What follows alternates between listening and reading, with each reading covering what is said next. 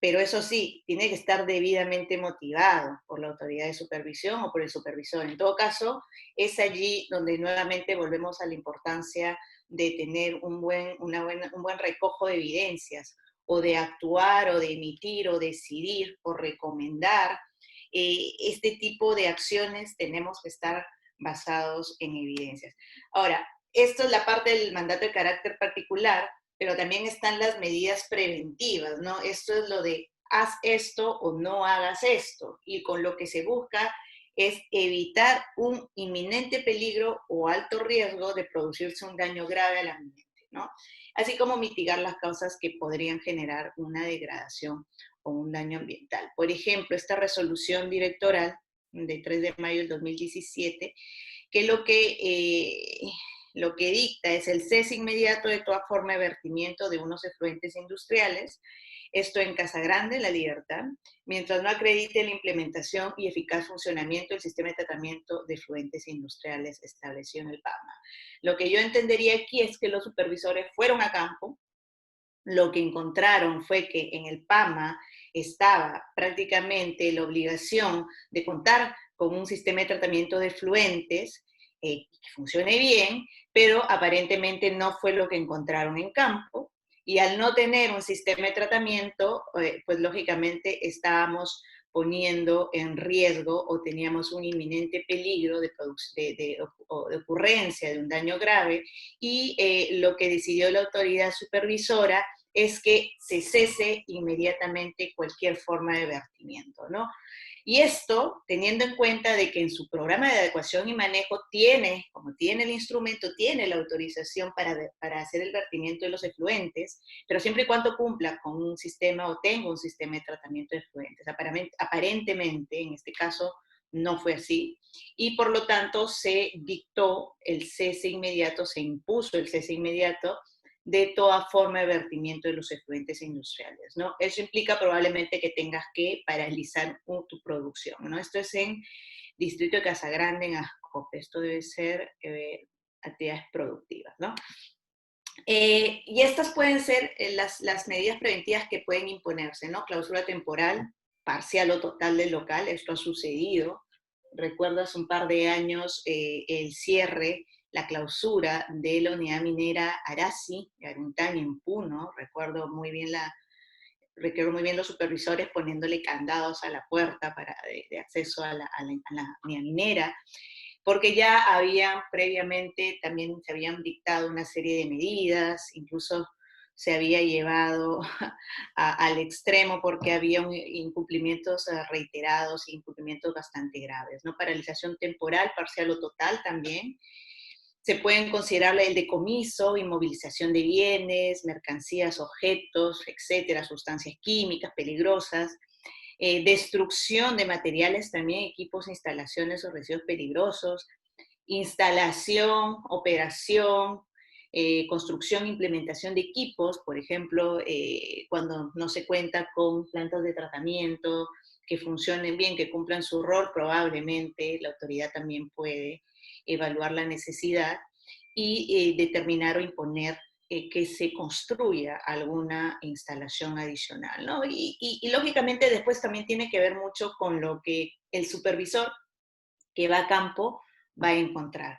Esto es súper interesante, es muy, muy, muy interesante porque allí lo que puede suceder es que siempre decimos que en gabinete podemos leer todos los documentos, podemos ver todo, pero cuando vamos a campo es la hora de la verdad, y cuando vamos a campo si hay algún indicio de que puede haber un inminente peligro o un riesgo alto de daño ambiental, pues el supervisor tiene que tomar la decisión lógicamente coordinada con la autoridad supervisora, para que se puedan tomar este tipo de medidas o se puedan aplicar este tipo de medidas, ¿no?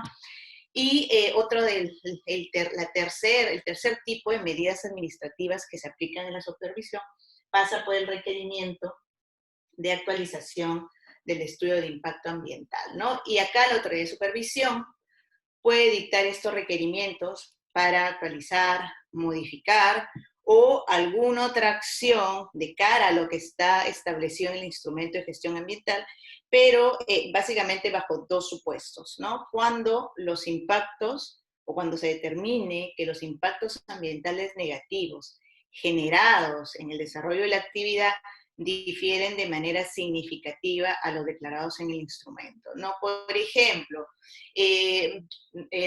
un administrador determinado que está en emisiones a la atmósfera y de pronto en su instrumento está autorizado para emitir una cantidad determinada y de pronto durante el monitoreo nos estamos dando cuenta que está muy por encima de esto, entonces allí lógicamente se podría inferir de que hay un posible riesgo y que por lo tanto de pronto debería tomarse alguna acción que podría implicar la adición o la instalación de algún tipo de tecnología de abatimiento mucho más avanzada, mucho más potente, que nos permita mitigar esos posibles o potenciales impactos de la emisión de cantidades muy importantes de emisiones a la atmósfera, ¿no? Entonces, y también hay que ver los supuestos, otros supuestos establecidos en la normativa que rige el famoso CIA, es decir, el Sistema Nacional de Evaluación de Impacto Ambiental, ¿no? Ahora, acá también hay que tener en cuenta que el EIA, el Estudio de Impacto Ambiental, dentro del CIA tiene un carácter preventivo. Esa es la naturaleza del estudio de impacto ambiental. Pero hay o existen también en la legislación peruana estos otros instrumentos que tienen que ver más con una acción correctiva, ¿no? Y esta acción correctiva son los llamados instrumentos de gestión ambiental complementarios al CIA que tienen carácter correctivo, ¿no? Entonces, por ahí también hay este alcance de no únicamente a LEIA, porque si bien es cierto, la medida administrativa se llama requerimiento de actualización de LEIA, también abarca a los instrumentos de carácter correctivo, ¿no?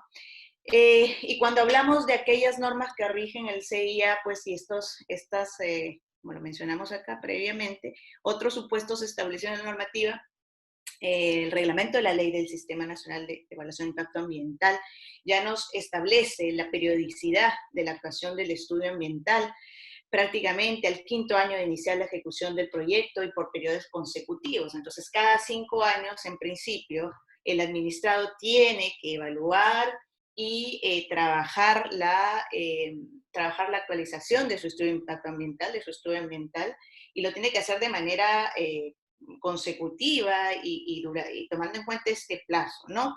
Ahora, si la autoridad, en este caso la autoridad de supervisión, establece que es necesario actualizar este instrumento de gestión ambiental en función a impactos ambientales no considerados en el estudio, lógicamente lo puede hacer y puede solicitar porque tiene justamente esta potestad. Entonces, esos son los tres temas, los tres grandes tipos de medidas administrativas. Por ejemplo, aquí, en esta empresa, se le solicitó a esta empresa que debe ser, no sé si es una fundición, pero se le solicitó incluir en el estudio, en el instrumento de gestión ambiental, una medida para prevenir y controlar la chimenea de refinación, si esto debe ser una fundición. Luego, realizar monitoreos y sobre todo para hacer el seguimiento al parámetro plomo, ¿no? Esto me parece que es en mi Perú Ventanilla, por lo que veo. Entonces, esto sucede, son casos que siempre se dan, en realidad hay una serie de instrumentos que se utilizan. Ahora, les voy a compartir, quiero que vayamos, hay una página, en la página web de LOEFA, les voy a compartir eso ahora mismo, para ir a ver. Hay una página en la que podemos ver en realidad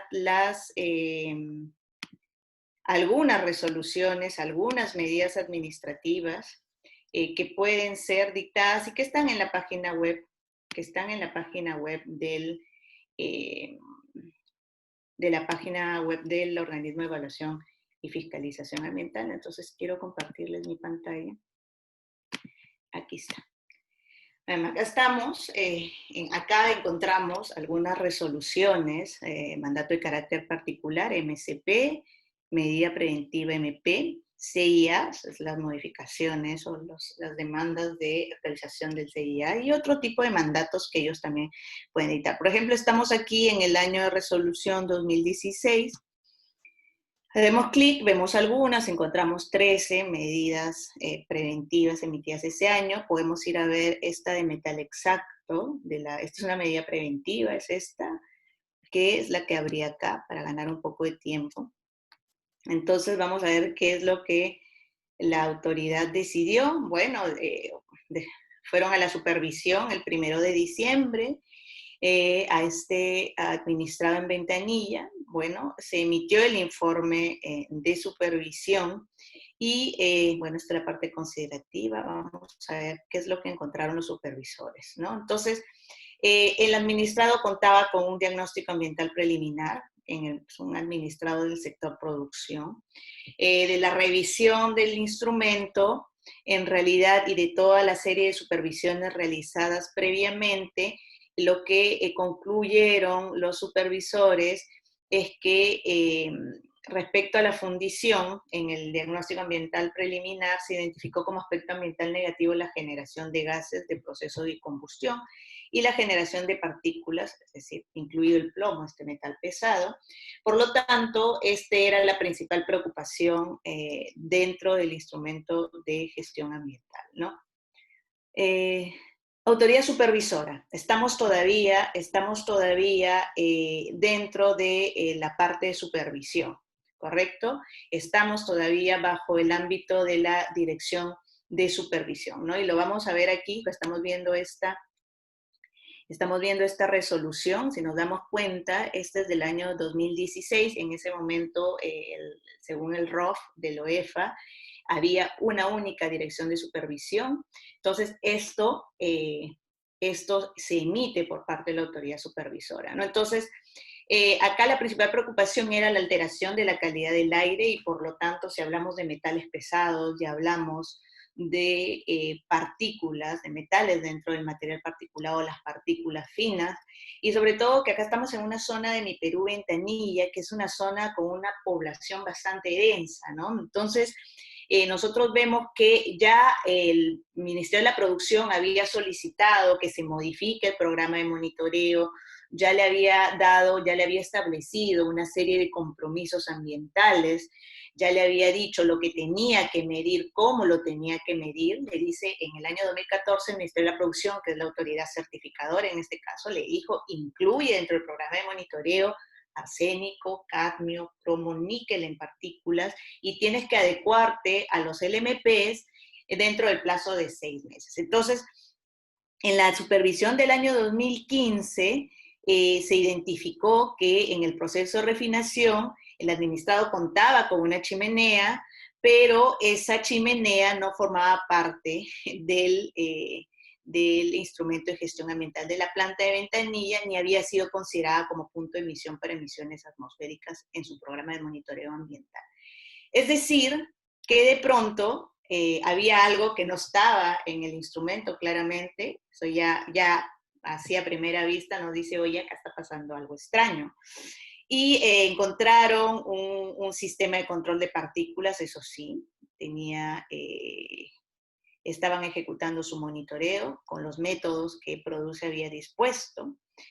Revisaron los informes de monitoreo que el propio administrado había presentado ante la autoridad, en este caso el Ministerio de Producción y el OEFA. El administrado había realizado, utilizando las metodologías que el Ministerio de la Producción había recomendado, EPA 5, EPA 29. Sin embargo, la parte interesante es que durante la supervisión, el personal, los supervisores, identificaron que el diámetro de la chimenea no era la mínima requerida para la ejecución de monitoreos, bajo las tecnologías que ellos decían que estaban midiendo. O sea, ya allí ellos habían presentado los informes, se habían dicho, hemos medido, hemos cumplido con la norma, un poco lo que les comentaba ayer, ¿no? A veces las empresas quieren cumplir, y envían información.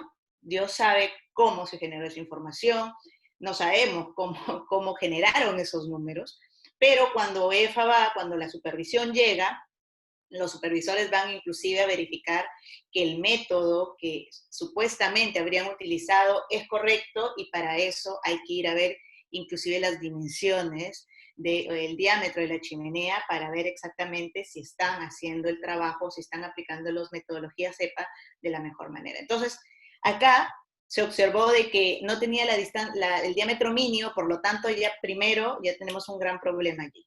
O sea, en algún momento alguien está mintiendo, es la conclusión ahí es algo está mal, acá hay algo que no es correcto, alguien está mintiendo aquí, ¿no? Porque si me dices que estás utilizando las metodologías CEPA, que te dictó la autoridad, el Ministerio de la Producción, y tu diámetro no es el mínimo, las cosas están mal, ¿no? Entonces, eh, acá la conclusión es que no se pueden validar los resultados que el administrado ha estado dando, ¿no? Por lo tanto, no se podría comparar esos resultados del monitoreo con los límites máximos permisibles. Y los límites máximos permisibles son de obligatorio cumplimiento. Pero en este caso no tenemos los elementos para verificar en efecto que estos límites máximos permisibles están siendo cumplidos o están superando. Y tampoco, como no podemos hacer eso, tampoco podríamos determinar la eficacia de los sistemas de captación de partículas y los lavadores de gases. Entonces, ahí ya tenemos un problema que no es pequeño, realmente este es un problema grande que se ubicó en esta unidad productiva, en esta fundición de la planta de metal exacto de Ventanilla, ¿no? Ahora, este es otro tema interesante, que OEFA dijo, bueno, ok, yo voy a medir, pero igual no podía medir OEFA, porque la chimenea no cumplía las condiciones para aplicar el método de ensayo. Entonces no podíamos por ninguna manera, de por ningún lado, realizar los monitoreos. Entonces ahí ya estamos en un problema que es mucho más grave, ¿no? Al final, bueno, se presentaron una serie de documentos y lo que de cierta manera el administrado se comprometió a realizar, yo creo que era básicamente a ampliar el diámetro de la chimenea, tener 38 centímetros, para que finalmente sí se pueda llevar a cabo esta medición, este monitoreo de emisiones atmosféricas de acuerdo a la metodología establecida por la autoridad, ¿no?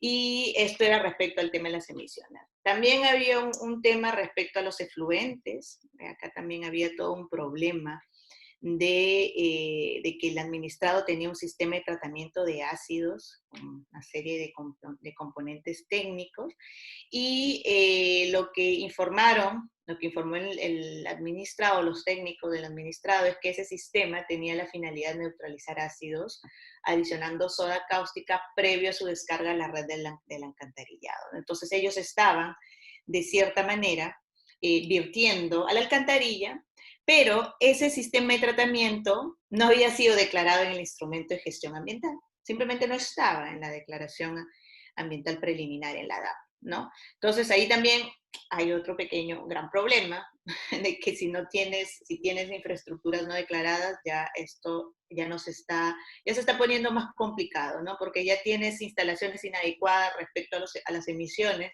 vas a ver los efluentes, si tienes sistemas o infraestructuras que no están declaradas, ya la cosa se va poniendo más complicada, ¿no? Entonces, lo que hacían era descargar a la red de alcantarilla, pero en realidad no se sabía, no se tenía conocimiento de las concentraciones que estaban vertiendo, porque el administrado no tenía sistemas de medición ni control, es decir, caracterización de los efluentes que estaban siendo descargados a la alcantarilla, ¿no? Entonces, otro gran problema allí. Respecto a los efluentes, bueno, y había también un pequeño problema respecto al proceso de refinación, ¿no? Vamos un poco viendo cómo concluye, porque esta planta en realidad tenía bastantes problemas. Entonces, ya la autoridad, en vista de todo lo observado, yo imagino que estuvo el informe, el acta de supervisión posterior al informe, entonces ya la autoridad supervisora tiene que tomar una decisión. Se evalúa la necesidad de dictar una medida preventiva, ¿no? Entonces, Aquí se evalúan los supuestos para dictar una preventiva, y en este caso hay 3 supuestos que están contemplados por el Reglamento de Medidas Administrativas: inminente peligro de daño al ambiente, y acá claramente la zona industrial de Perú Ventanilla, para aquellos que conocemos, sabemos que prácticamente esa es una zona residencial donde está la zona industrial justamente allí. Entonces es prácticamente una zona donde hay una serie de actividades de fundición, metales ferrosos, no ferrosos, productos químicos, metalmecánica. En realidad hay una serie de industrias allí, y la población cercana está realmente así pegadito, no hay distancia allí, ¿no? Entonces, cualquier impacto al ambiente tiene un impacto directo y puede ser un impacto considerable en la salud de la población. Y es bien conocido que en esa zona de Ventanilla, mi Perú, hay muchas personas que han sido afectados por metales pesados y que desde hace mucho tiempo están reclamando que se tome acción sobre este caso, ¿no? Entonces, acá había un riesgo grande sobre esto. Se estudió la predominancia de la dirección del viento, se realizaron los monitoreos de calidad de aire, se concluyó todo esto. Entonces, sobre ese primer supuesto, había muchísima información como para dictar una medida preventiva. Inclusive se tomaron muestras de suelo y se analizó toda esta información, y lo que tenemos básicamente es que los estándares habían sido abundantemente superados, ¿no? Todo esto, lógicamente, sirvió para enriquecer ese supuesto y tener una buena base para ello. Luego, existencia de alto riesgo de ocurrencia de impactos ambientales que pueden trascender los límites de la instalación y, como les decía, afectar de manera adversa a la población. Eso está clarísimo. Eso está clarísimo. Cuando uno va a ver la zona industrial se da cuenta de que la población pues se puede ver rápidamente afectada por ello, y la necesidad de implementar acciones para prevenir los daños, ¿no?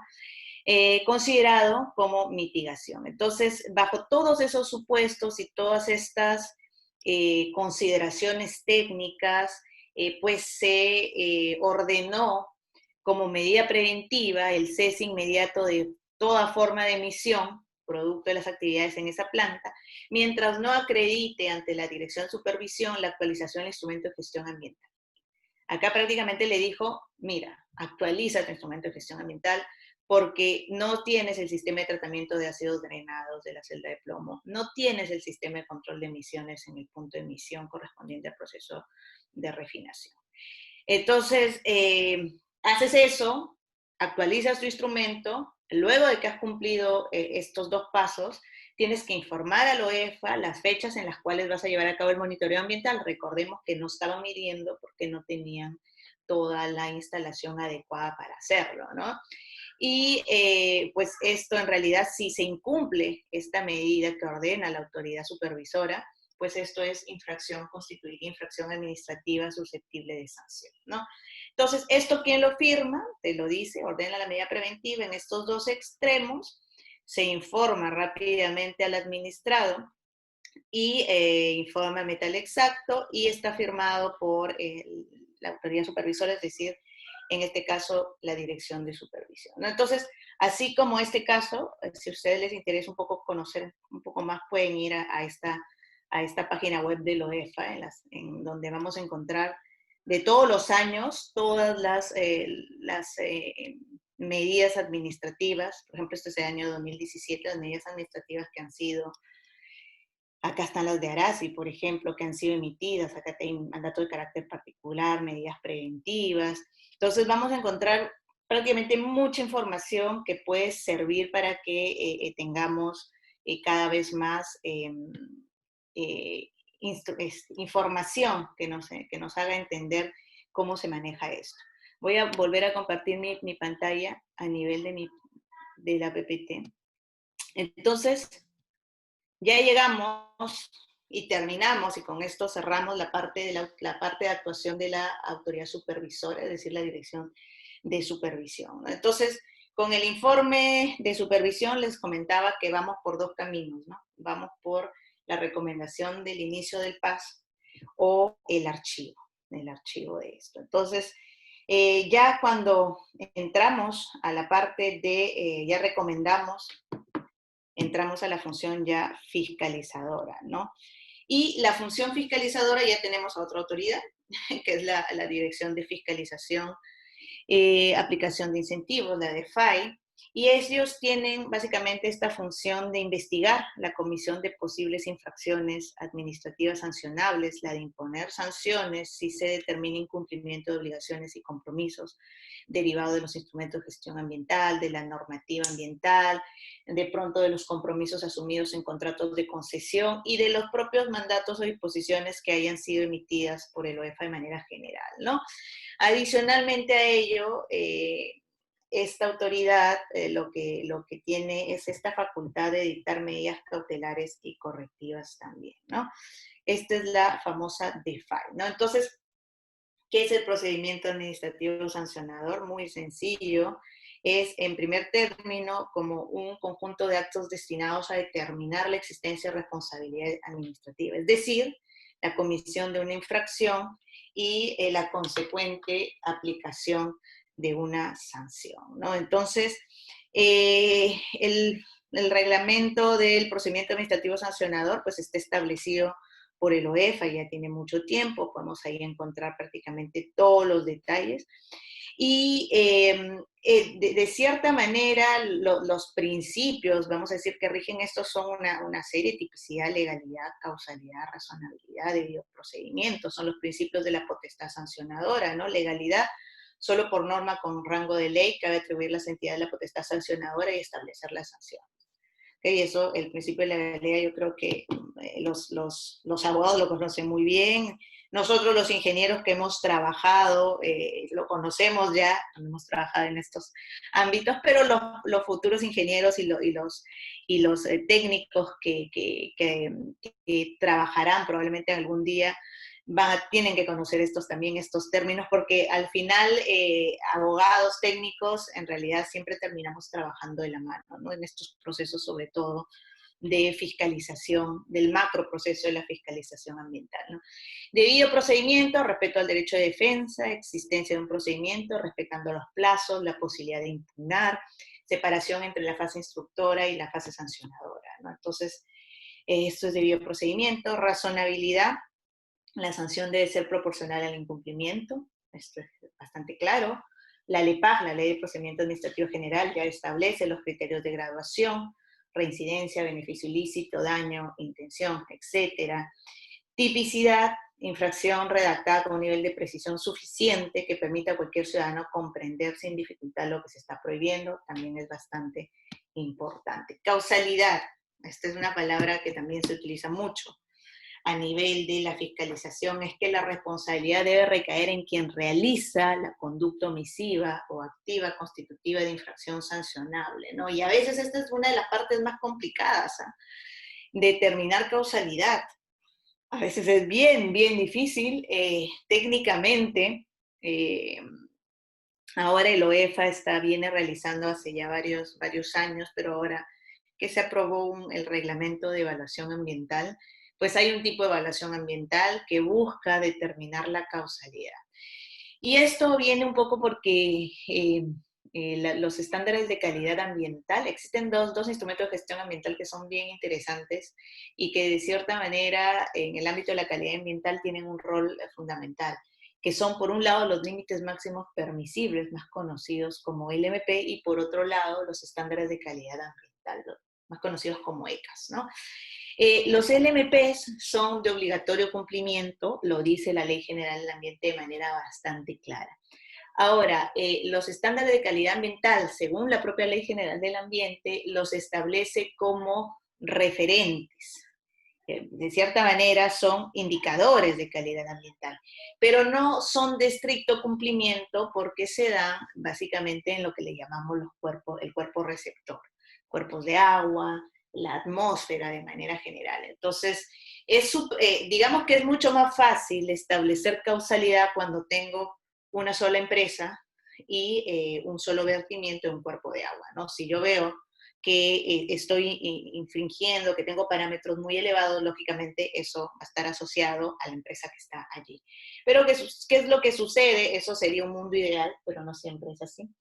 Y lo que sucede es que lo que tenemos en muchos de los casos es un cuerpo de agua y tengo múltiples administrados que vierten, por ejemplo, sus efluentes en ese cuerpo de agua. Entonces ahí es un poco más complicado determinar causalidad, ¿no? Entonces, para eso pues existe, ¿y por qué se hace esto también? Porque cuando hay superación o no respeto de los estándares de calidad ambiental o no se cumplen los estándares de calidad ambiental, la Ley General del Ambiente te dice que los estándares de calidad ambiental no son, no puede sancionarse a ninguna persona natural o jurídica, a no ser que se demuestre causalidad, a no ser que podamos definir de quién es la responsabilidad y quién es el que está con su conducta cometiendo una infracción, ¿no? Y es por eso que el OEFA trabaja en esto que le llamamos determinar la causalidad, ¿no? Para un poco tener mayor información y poder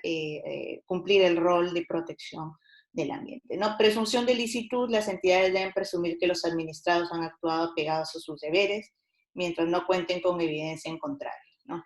Por ejemplo, en el caso que acabamos de ver de Metal Exacto, allí sí hay cosas que son bastante extrañas, porque si el administrado Estado de cierta manera, y enviando o reportando sus monitoreos con una metodología, pero en la práctica no podía llevar a cabo esa metodología, lógicamente no ha estado actuando muy apegada a su deber este administrado, ¿no? Y ahí el OEFA tiene evidencia justamente que muestra que va en ese sentido, ¿no? Ahora, el procedimiento administrativo sancionador ha evolucionado también, no, esto ha ido cambiando. Desde el año 2012, una primera resolución del Consejo Directivo del OEFA, posteriormente 2015, otra nueva resolución actualizada, ambas ya han sido derogadas, y la que está vigente es esta última resolución de octubre del 2017 que aprueba el reglamento del procedimiento administrativo sancionador del OEFA. Esa es la norma que está vigente. Yo les recomiendo a los que les interesa profundizar ir a revisarla tranquilamente, ¿no? Entonces, ¿qué es lo que dice esta norma? Esta norma nos da todo, en realidad, todos los, la información o toda la regulación del procedimiento administrativo sancionador en el ámbito de competencias del OEFA que puede conducir a determinar la responsabilidad administrativa por la comisión de infracciones administrativas y la aplicación de sanciones, así también el dictado y ejecución de medidas cautelares y medidas correctivas, y los registros de actos administrativos y de infractores ambientales, ¿no? Todo esto lo vamos a encontrar en este reglamento del PAS del OEFA, ¿no? Entonces, ¿cuáles son las autoridades que intervienen en este procedimiento administrativo sancionador? Primero, ya lo vimos, la autoridad supervisora, es todo lo que hemos visto hasta antes de estas diapositivas, es la dirección de supervisión que remite los resultados de esa supervisión a la autoridad instructora y recomienda el inicio del procedimiento administrativo sancionador de ser el caso, ¿no? Luego tenemos a la autoridad instructora, que es la subdirección de instrucción e investigación de la Dirección de Fiscalización y aplicación de incentivos, ¿no? Sanción y aplicación de incentivos, la cual está facultada para imputar cargos, desarrollar labores de instrucción y actuación de pruebas y formular el informe final de instrucción. Esta es la subdirección de instrucción e investigación. Tenemos por otro lado a la autoridad decisora, que es ya la Dirección de Fiscalización, la DFAI, aplicación de incentivos, la cual además constituye la primera instancia administrativa, ¿no?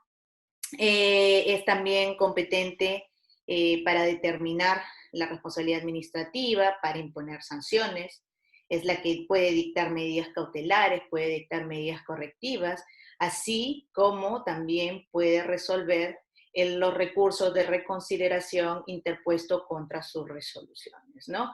Y finalmente tenemos al TFA, el Tribunal de Fiscalización Ambiental, es el órgano resolutivo que ejerce funciones como segunda y como última instancia administrativa, con competencias para pronunciarse sobre los recursos de apelación interpuestos contra las resoluciones emitidas por la autoridad decisora, las quejas por defecto de tramitación y básicamente esto, ¿no? Y otras funciones que podrían ser asignados de la normativa, por la normativa de la materia, ¿no? Entonces tenemos, tener en cuenta dentro de todo el proceso, autoridad supervisora, autoridad instructora, supervisora, dirección de supervisión, instructora, la subdirección de instrucción e investigación de la DEFAI, la autoridad decisora, la DEFAI, primera instancia, y el Tribunal de Fiscalización Ambiental, el TFA, que es la segunda, es el órgano resolutivo, pero también la segunda y la última instancia administrativa dentro del procedimiento administrativo sancionado, ¿no? Entonces, las fases del procedimiento administrativo sancionador, pues no lo tenemos en esta línea de tiempo tranquilamente. Todo parte, recuerden, el informe de supervisión, acá tenemos a la autoridad supervisora, que recomienda el inicio del PAS, y es ahí donde entra a tallar la autoridad instructora, inicio del PAS. Dentro del inicio del PAS se inicia con la notificación de la imputación de cargos al administrado, lo hace la subdirección de instrucción. ¿Qué es lo que tiene que tener esta imputación de cargos? Toda la descripción de los actos, omisiones que pudieran constituir infracción administrativa, la calificación de las infracciones, las normas que tipifican los actos o omisiones como infracción administrativa, las sanciones que correspondería imponer si el procedimiento sigue avanzando, los plazos dentro del cual el administrado puede descargar, puede presentar sus descargos por escrito, y la autoridad competente para imponer la sanción, identificando las normas que le otorguen las competencias, ¿no? Luego, los descargos están al inicio, antes del informe final de instrucción, y los descargos al informe final. El administrado en esta primera fase puede presentar sus descargos, tiene un plazo de 5 días hábiles, contados desde el día siguiente de notificada la imputación de cargos. Puede solicitar prórroga, eso sí, no debe exceder el plazo de 5 días hábiles. Y acá hay cositas interesantes que vamos a ir viendo, porque el administrado puede reconocer su responsabilidad de forma expresa y por escrito, lo que ya también se puede considerar como una condición atenuante para la determinación de la sanción, ¿no? Entonces, en cualquier etapa del procedimiento, antes de la emisión de la resolución final, se pueden ampliar o variar las imputaciones, y eso también implica que se le puede dar o se le puede otorgar al administrado un plazo para presentar sus descargos, ¿no? Finalmente, la autoridad instructora, aquí, en esta parte estamos, emite el informe final de instrucción, donde se presentan las conclusiones sobre comisión o no de infracciones administrativas, se presentan también o se señalan las normas que prevé la imposición de sanción, las sanciones que correspondan. Puede ser también que en este informe final se decide el archivo del procedimiento, puede ser también. O medidas correctivas que deban ser dictadas dependiendo de cómo esté cada caso, ¿no? Entonces, si se determina la existencia de una o más infracciones, este informe final se va a notificar al administrado, se le da un plazo de 5 días hábiles improrrogables para que presente sus descargos, y en el caso en el que no se determine existencia de infracciones, se va al archivo del procedimiento, ¿no? Luego puede haber una audiencia de informe oral, se cita audiencia con no menos de 3 días hábiles de anticipación. Esa audiencia puede ser grabada, debe ser grabada, esto es una obligación, por el OEF, es grabada en audio y o video para dejar constancia de su realización, ¿no? Entonces, ya finalmente el administrado presenta sus descargos al informe final y se va a la autoridad decisora, aquí, ya estamos aquí, va a emitir la resolución final determinando existencia o no de responsabilidad administrativa respecto de cada uno de los hechos imputados, y probablemente, si los hubiera, va a imponer sanciones, o puede ser que dicte las medidas correctivas que correspondan. Y también puede ser que imponga la sanción y dicte correctivas, o imponga la sanción no dicte correctivas. O sea, todos los supuestos pueden existir, ¿no? Entonces, Si no se determina, acá la autoridad decisora también mandará al archivo el procedimiento, ¿no? Entonces, ya la resolución tiene pues los fundamentos de hecho y de derecho sobre la determinación de responsabilidad, la graduación de la sanción, la determinación de medidas correctivas, ¿no? Bueno, luego está toda la posibilidad de solicitar reconsideración o solicitar la apelación. Si ya se solicita la apelación, vamos a la segunda instancia, al Tribunal de Fiscalización Ambiental, ¿no? Entonces, todo este procedimiento, todo este proceso, este flujo, lo vamos a encontrar claramente determinado y establecido en esta resolución de Consejo Directivo aprobada el año 2017, ¿no? Entonces, luego ya vamos a la parte de las sanciones administrativas, ¿no? ¿Y cuáles son los tipos de sanciones que vamos a encontrar dentro del marco del procedimiento administrativo sancionador? Pues vamos a tener, por un lado, la amonestación y, por otro lado, las multas. Entonces, las multas, para determinar las multas hay que tener en cuenta varios temas, ¿no? La multa a ser impuesta, y esto es algo que tenemos que tener siempre en mente, no puede ser mayor al 10% del ingreso bruto anual percibido por el infractor el año anterior a la fecha en que se cometió la infracción. Porque hay topes para multas, ¿no? La Ley General del Ambiente nos menciona un tope de 30.000 UITs, pero lógicamente hay empresas más pequeñas que si uno va al tope, prácticamente vamos a hacer que probablemente no tenga los recursos para pagar y vamos a terminar cerrando la empresa, ¿no? Por eso es que esta multa no puede ser mayor al 10% del ingreso bruto. Y para eso el administrado debe acreditar en su escrito de descargos, a la imputación de cargos, el monto del ingreso bruto anual que percibió el año anterior, a la fecha de la comisión de la infracción, ¿no? Entonces allí pues ya se tiene en cuenta eso. Puede suceder también que el administrado nos diga, oye, pero no estoy percibiendo ingresos.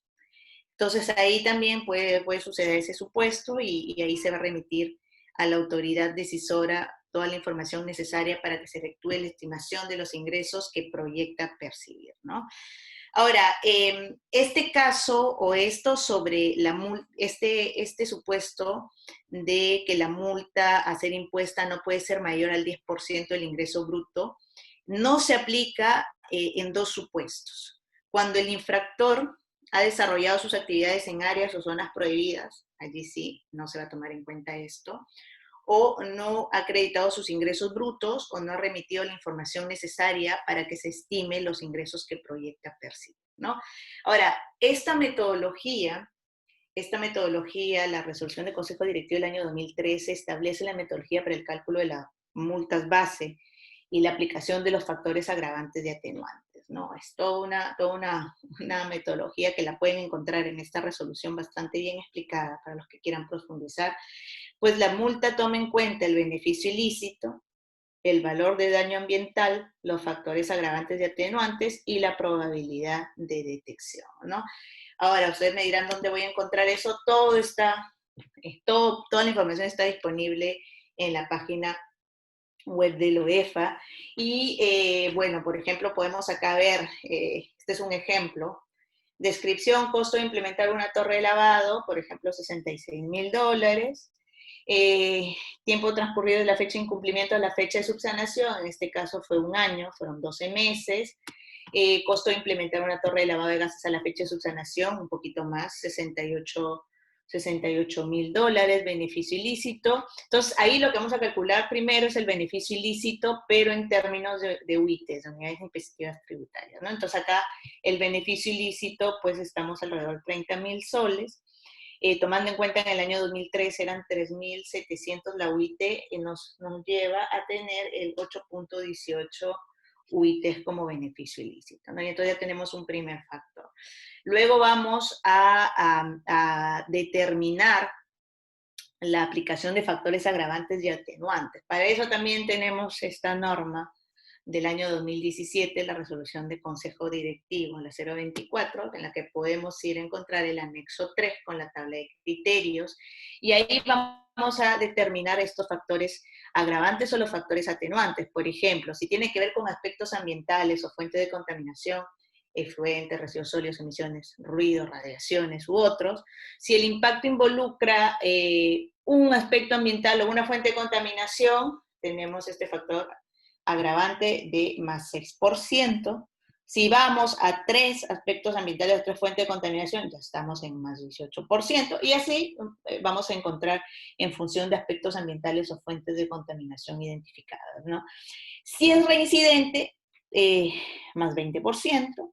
Si hubo corrección de la conducta infractora, por ejemplo, si el administrado subsana el acto o omisión como imputada como constitutiva de infracción administrativa de manera voluntaria antes del PAS, o sea, durante la fase de supervisión, eximente. En cambio, si el administrado a requerimiento de la autoridad corrige el acto u omisión como constitutivo de infracción administrativa calificada como incumplimiento trascendente antes del PAS, una vez más antes del PAS, en la parte, durante todavía la fase de supervisión, y la acreditamos debidamente esta corrección, pues vamos a tener un factor atenuante de menos 40%.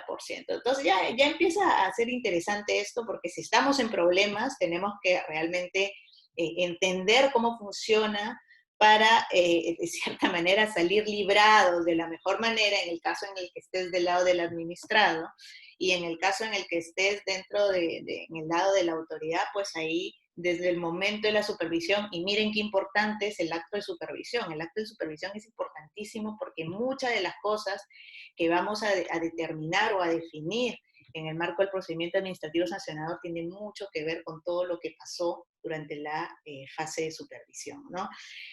Luego tenemos respecto a la adopción de medidas necesarias para revertir las consecuencias de la conducta infractora, es decir, si el administrado no ejecutó ninguna medida, más 30%. Medidas tardías, las hizo pero muy tarde, más 20%. Medidas parciales, más 10%.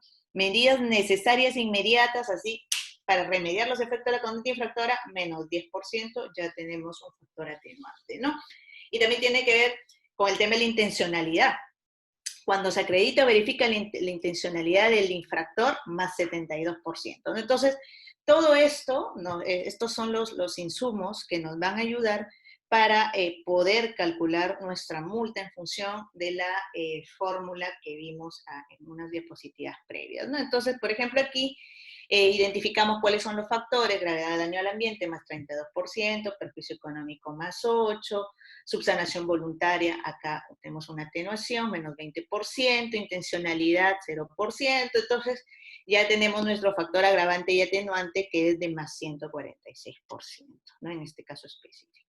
Y ya luego ponemos todos estos datitos: el beneficio ilícito, la probabilidad de detección, los factores agravantes y atenuantes, y esto con la fórmula que vimos hace algunas diapositivas nos va a dar el valor de la multa en UITs, ¿no? En este caso, 23.89 unidades impositivas tributarias, tomando en cuenta que en este momento la UIT es un poco más de 4.000 soles, entonces podemos sacar rápidamente la cuenta de cuánto va a ser esta multa, ¿no? Si me permiten, voy a hacer una pausa de 1 minuto para tomarme un vaso con agua y vuelvo rápidamente con ustedes.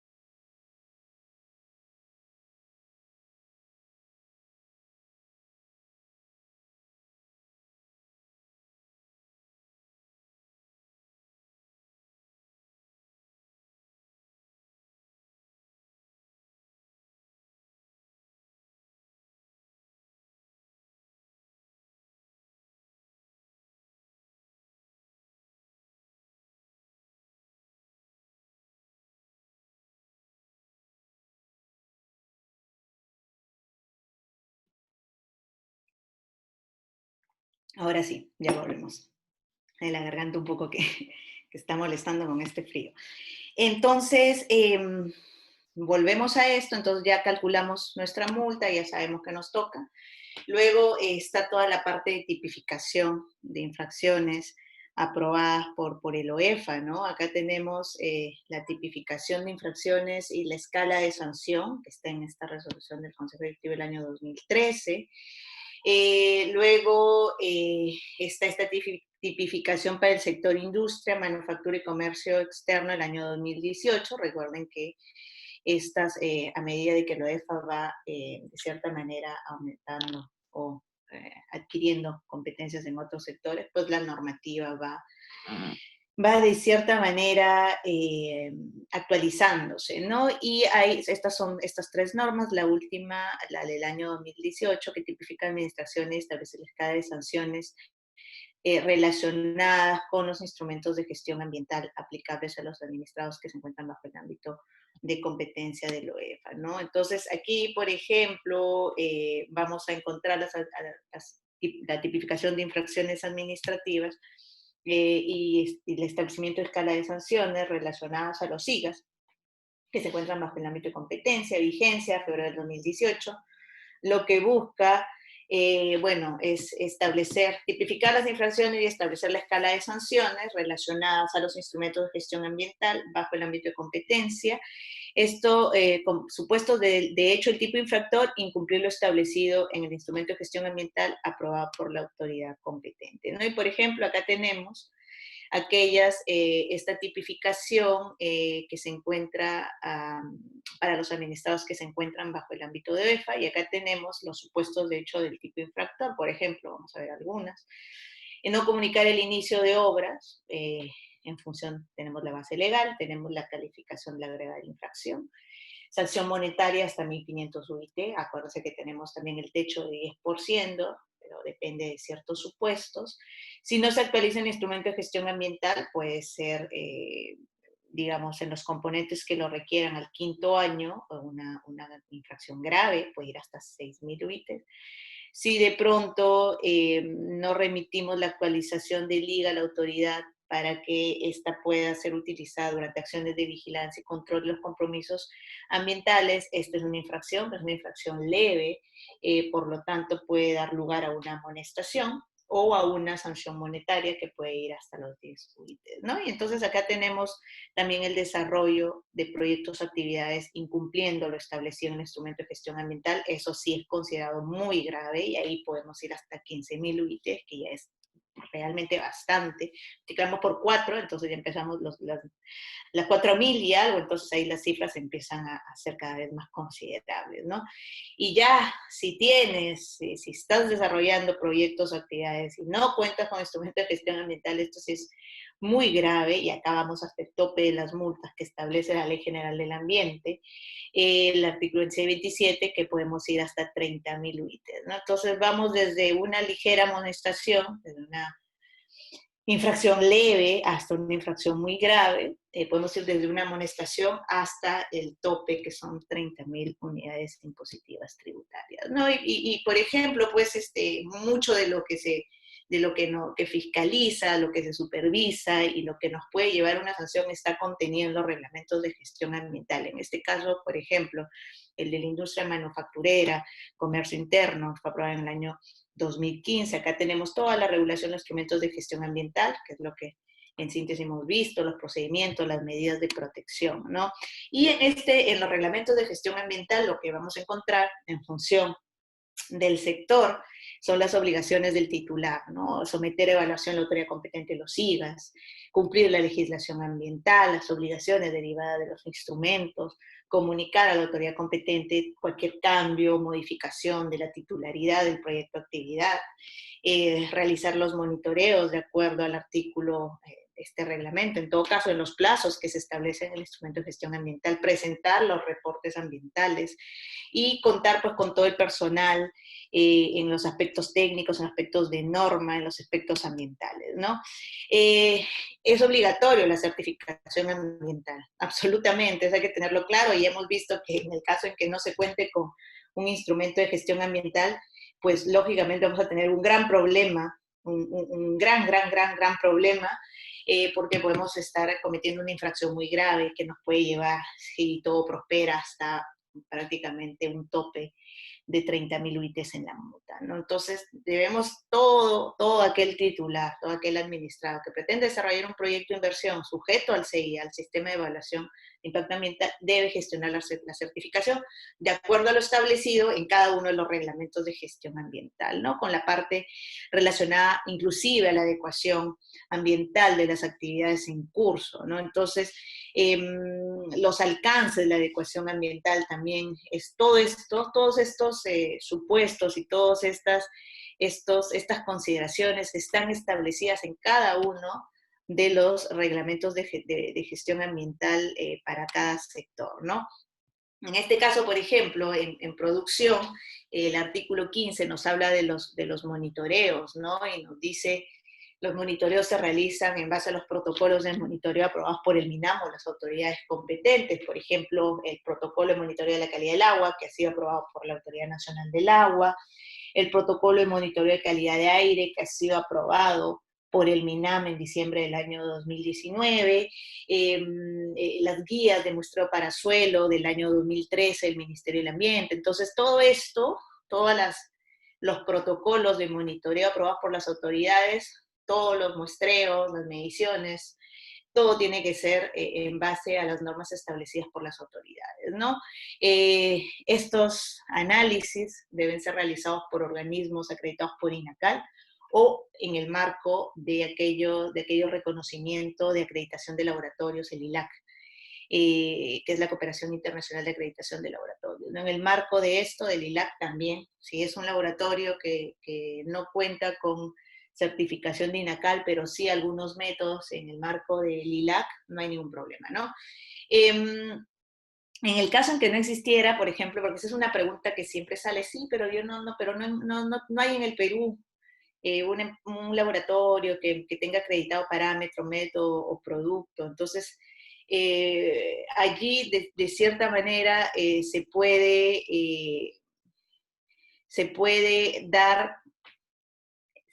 utilizar un laboratorio, se puede contar con los servicios de un laboratorio que, si bien es cierto, no tenga ese parámetro específico, no sé, se me ocurre, por ejemplo, mercurio total. Ningún laboratorio lo tiene porque es un parámetro nuevo, entonces lo que se puede hacer es buscar un laboratorio que tenga otros parámetros acreditados, que tenga acreditación de INACAL, y se puede hacer uso de eso si es que no hubiera otro en el Perú, ¿no? Entonces, estos supuestos están en cada uno de los reglamentos de gestión ambiental, ¿no?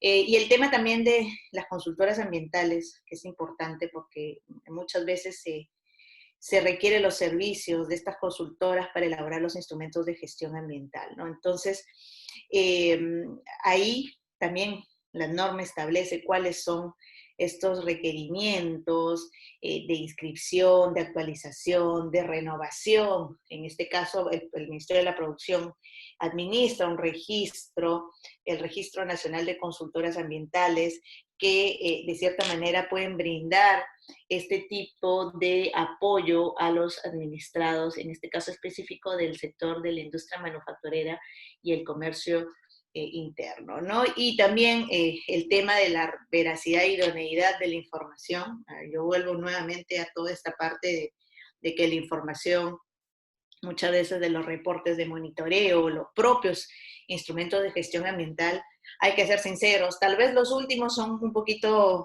mejor elaborados, pero si nos vamos a ver estudios ambientales un poco más antiguos, realmente yo les recomiendo que abran alguna vez algún estudio antiguo, no necesariamente los recientes, pero los antiguos, y vamos a ver que no necesariamente eran buenos estudios desde el punto de vista técnico, y no necesariamente determinaban bien el estado del ambiente en el momento previo al inicio del proyecto de inversión, ¿no? Entonces, eso también ha traído como consecuencia de que muchas veces cuando vamos a buscar información en un estudio, para determinar línea base, encontramos información muy pobre, demasiado básico, que no te da muchos elementos, y entonces ahí ya tenemos un problema grande porque ya pasaron muchos años, no sabíamos cómo estábamos en ese momento, tenemos un punto, por ejemplo, cuando deberíamos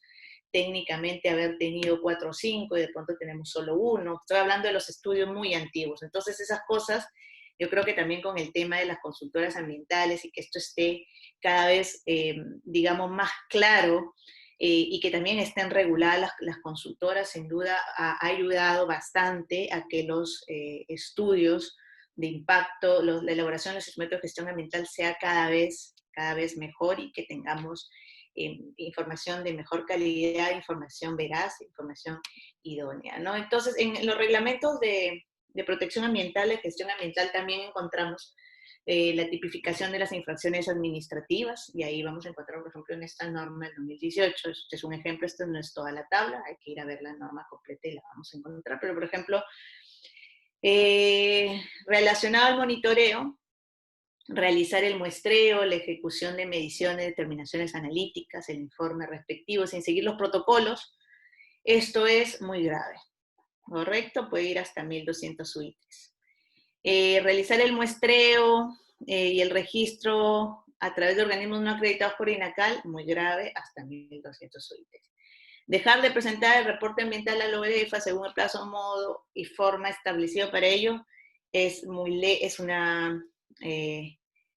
incumplimiento de obligaciones leve que puede llevar a una amonestación o a una sanción hasta 50 UITs. Entonces, aquí hay que ir a buscar la tipificación en los reglamentos, pero también en las normas, en los reglamentos sectoriales, pero también en las normas emitidas por el OEF. En realidad, vamos a tener que leer bastante información porque cada sector tiene básicamente la tipificación de infracciones administrativas. En caso no lo hubiera, se aplica lógicamente de manera supletoria lo que establece el OEFA, ¿no? Acá tenemos, por ejemplo, no comunicar el inicio de obra, esto es la resolución de OEFA del 2018, lo que se aplicaría supletoriamente, grave, hasta 1.500 UITs.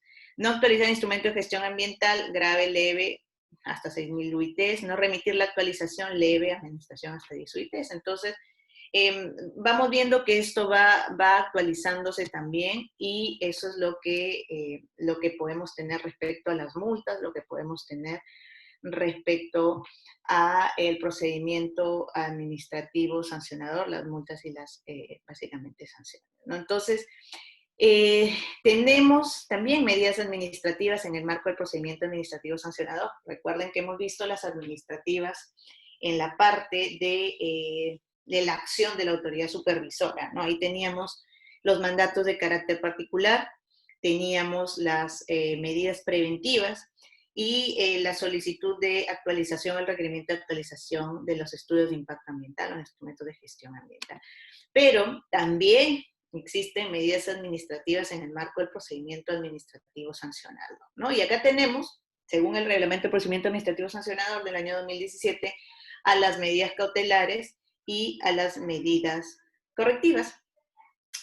Y las medidas cautelares, bueno, son disposiciones o medidas, para la redundancia, a través de las cuales se impone al administrado una orden para prevenir lo que se puede considerar un daño irreparable al ambiente, recursos naturales o la propia salud de las personas ante la detección de la comisión de una presunta infracción, ¿no? Entonces, tenemos medidas cautelares al inicio del PAS o medidas correctivas al final del PAS, ¿no? Entonces, estas son las medidas cautelares y ¿quién dicta las cautelares? La autoridad decisora.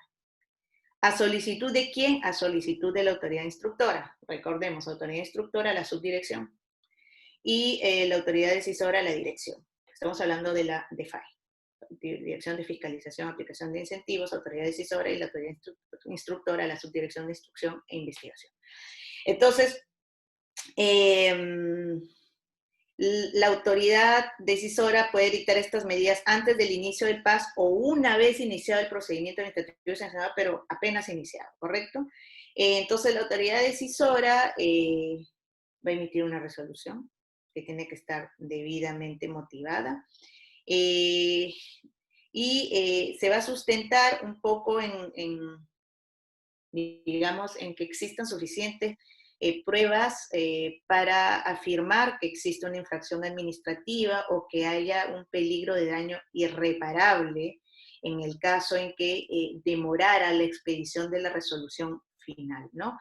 O también a nivel de la razonabilidad de la medida a emitirse para garantizar la eficacia de la decisión final, ¿no? Entonces, son de dos tipos, la provisional y la variable. La provisional son medidas que caducan en un determinado momento cuando se emite la resolución final o cuando transcurre el plazo fijado para esa ejecución, ¿no? De pronto fijaron un plazo de, no sé, 6 meses, eh, todavía no se emitió la resolución final, pero esa medida estaba o tenía un plazo de 6 meses, entonces ahí se murió, vamos a llamarlo así, o cuando la resolución final se emitió, hasta ahí puede tener vigencia eso, ¿no? Entonces, y la variable que puede ser modificada o levantada durante el curso del procedimiento, ¿no? Vamos a ver qué más tenemos aquí. Tipo de medidas cautelares, un poco de manera análoga a lo que vimos en algunas de las medidas administrativas, el decomiso de bienes que pueden generar peligro o riesgo, ambiente, salud, ecosistemas. Cese o restricción condicionada de la actividad causante del peligro o riesgo al ambiente, recursos naturales, ecosistemas o salud. Retiro, tratamiento, almacenamiento, destrucción de bienes causantes del peligro. Cierre parcial total o parcial o total del local o establecimiento donde se lleve a cabo la actividad causante del peligro o del riesgo ante el ambiente, recursos o salud de las personas, ¿no? Entonces, en realidad, estas son las medidas cautelares, es bastante interesante todas estas acciones que puede emitir la autoridad decisora ante un peligro y que podría, en caso de demora, llevarnos a generar un daño irreparable. Entonces, en ese sentido, es que esta autoridad puede emitir una medida cautelar, ¿no? Que, como le repito, puede variar en el tiempo, ¿no? Entonces, están además las medidas correctivas, recuerden, las medidas cautelares, inicio del PAS o antes del inicio del PAS. Las medidas correctivas en realidad que se imponen al administrado son compatibles con lo que llamamos, o las sanciones son compatibles con el dictado de medidas. Lo que buscan es ordenar la reposición o la reparación de una situación que fue alterada, que no debió ser alterada cuando se comete una infracción, ¿no? Entonces, las medidas correctivas deben estar previamente tipificadas, ser razonables y ajustarse a la proporcionalidad, a la intensidad y a la necesidad de la tutela de los bienes jurídicos en cada uno de los supuestos bastante concretos, ¿no? Entonces, esto está en el marco de lo que establece la LEPAJ. Tiene su base legal, obviamente, la Ley General del Ambiente habla de esto, la ley también del Sistema Nacional de Evaluación y Fiscalización Ambiental y los lineamientos que ha establecido el OEF para la aplicación de medidas correctivas, ¿no? Entonces, son medidas de adecuación que buscan que el administrado adapte sus actividades a ciertos estándares determinados, medidas de paralización que buscan neutralizar la actividad que genera daño ambiental, medidas de restauración, restaurar, rehabilitar o reparar la situación que haya sido alterada, y medidas de compensación ambiental, que buscan sustituir el bien ambiental afectado que no puede ser restaurado, ¿no? Entonces, en ese sentido, las correctivas van por ahí. Por ejemplo, ejemplos más concretos, tal vez, medidas de adecuación, cuando son daños e infracciones de menor afectación, esos son los supuestos. Lo que busca en este caso, este ejemplo, es adaptar las actividades del administrado a estándares determinados para asegurar mitigación, y lo que se estableció son cursos de capacitación ambiental obligatorio y procesos de adecuación, es decir, se le impone una adecuación a los instrumentos de gestión ambiental, ¿no? Medidas de cese, decomiso de bienes, paralización o restricción de actividades, cierre temporal o definitivo de establecimientos. Lo que busca es cesar o neutralizar la actividad que está produciendo daño para que se deje de afectar al ambiente y la salud de las personas, ¿no? Entonces, estos son las medidas, sería un ejemplo de medidas de cese. Medidas de restauración: formular y ejecutar un plan de rehabilitación de la totalidad de los componentes mineros para alcanzar lo que podría ser considerado como un ambiente saludable y adecuado para el desarrollo de la vida y conservación del paisaje, ¿no? Básicamente ya cuando tenemos un bien afectado que puede ser además recuperable y que se busca evitar daños al ambiente, a los ecosistemas o a la salud de las personas, ¿no? Y tiene como finalidad revertir todos estos impactos que pueden ser generados debido a la comisión de la infracción en determinados componentes ambientales, ¿no? Compensación ambiental: lo muy común que encontramos es la reforestación compensatoria, por ejemplo, en terrenos próximos al área de actividades determinado administrado, implementar canales, acequias de captación, conducción, desagüe de agua en zonas cercanas. Y compensación es básicamente cuando el bien afectado es no recuperable, por lo tanto, ahí vamos a ir a compensar en otras zonas, en terrenos próximos, en suelos próximos, y lo que busca es reemplazar o sustituir los recursos naturales afectados severamente. Eso ya cuando realmente no podemos hacer nada, pero podemos reemplazar por otros de similares características, clase, naturaleza o calidad, ¿no? Entonces, esos son algunos de los ejemplos que podemos. Vamos a ver un análisis de caso para aterrizar todo esto. Bueno, acá tenemos el acta de supervisión, ¿no? Estos motores diésel andino, esto es del año 2018. Pues a supervisión, esto es en el sector producción, lo vemos bastante claro, el acta de supervisión, toda la información que se requiere, datos de la supervisión. Esta fue una supervisión especial, lo vemos aquí, es una supervisión que inició un poco antes de las 11, terminó a las 6, digamos que duró bastante tiempo. Se contaba con la ficha de obligaciones ambientales, la planta Lurín, la planta Moab Power, las credenciales de supervisión estuvieron los administrados. Acá por lo que vemos, el administrado sí dejó ingresar a los supervisores. Se llevó a cabo la supervisión, se emitió el informe de supervisión y por lo que veo, el informe de supervisión del año 2018, de fecha 26 de marzo, recomendó el inicio del procedimiento administrativo sancionadores, por eso que tenemos ya un expediente aquí del año 2018. Entonces encontraron hechos verificados que constan en el acta de supervisión, se emite el informe de supervisión, se analizaron los hallazgos y se concluye que esta empresa habría incurrido en unas supuestas infracciones a la normativa ambiental. Por lo tanto, se recomienda el inicio de un PAS, ¿no? Entonces ya en la parte de imputación de cargos, con los medios probatorios, el análisis de los compromisos asumidos en el estudio de impacto ambiental, en la declaración de adecuación ambiental de la planta, se tiene que, o se determina presuntas infracciones administrativas y están detalladas, por ejemplo, en esta pequeña tabla. Dice, Modasa no realizó los monitoreos ambientales de los componentes ambientales aire y ruido de la planta de Lurín correspondientes al primer y segundo semestre de los años 2016 y 2017, incumpliendo lo establecido en su EIA. ¡Wow! O sea, se comprometieron, por lo tanto, si está aprobado así en su estudio, no les quedaba más que medir.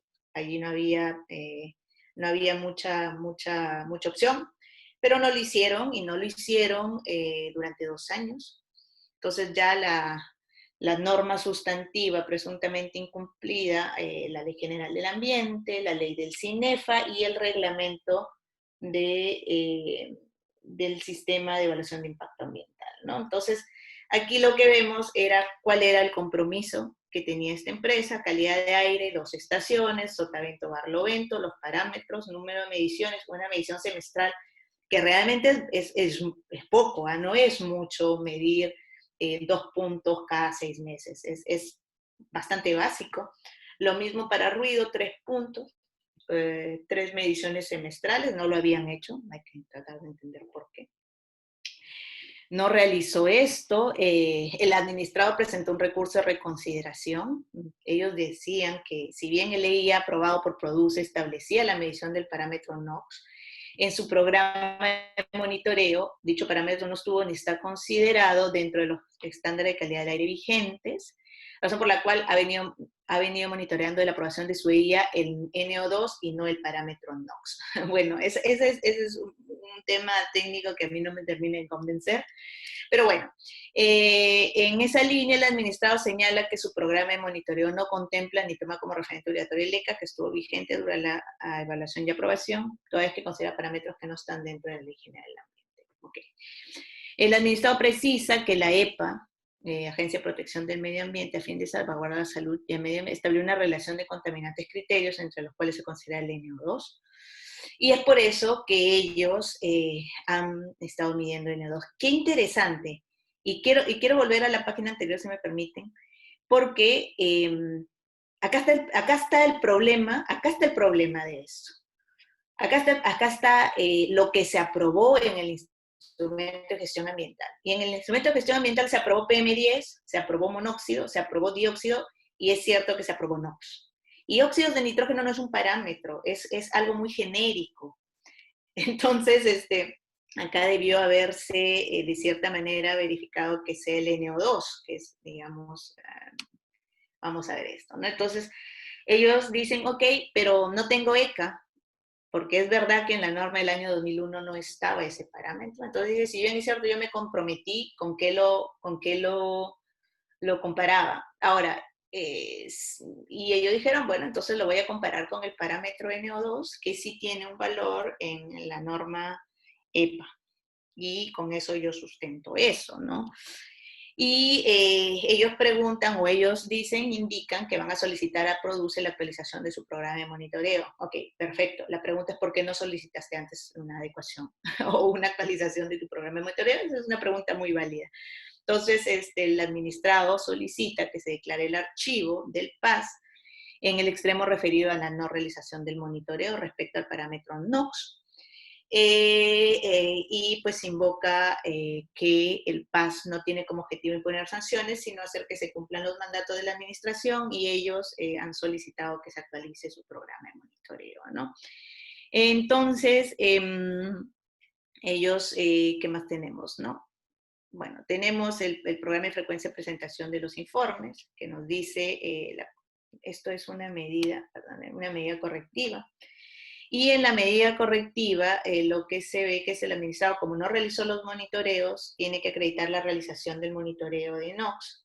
Y le dan un plazo. Acá se estableció una medida correctiva, ¿no? Se estableció un plazo, el 30 de junio del 2019, y tiene que acreditar el cumplimiento, tiene un plazo no mayor de 5 días hábiles, y tiene que enviar los informes de ensayo de NOx, aire, ruido, con metodologías acreditadas por INACAL, tiene que presentar las cadenas de custodia, certificado de calibración, los medios visuales, fotos, videos, coordenadas, etc., ¿no? Entonces acá ya llegamos a la emisión de una correctiva.